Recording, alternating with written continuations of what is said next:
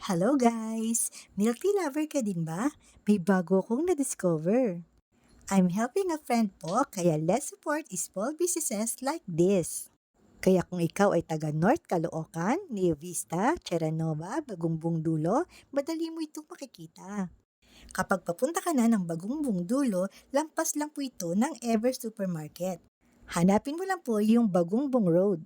Kapag nakita mo na po yung Dadas Lechon Manok, dito na po yun guys. Kakaliwa ka lang. Dire-diretso lang guys.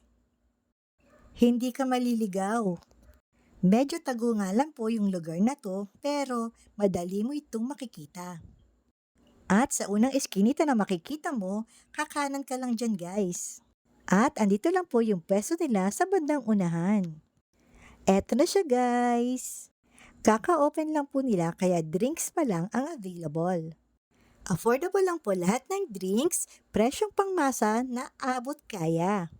Sulit na sulit nga ang pera mo dito. Lahat ng drinks masarap at refreshing talaga. Kaya sa mga naghahanap ng bagong milk tea shop, ano pang inaantay mo? Puntahan mo na din to.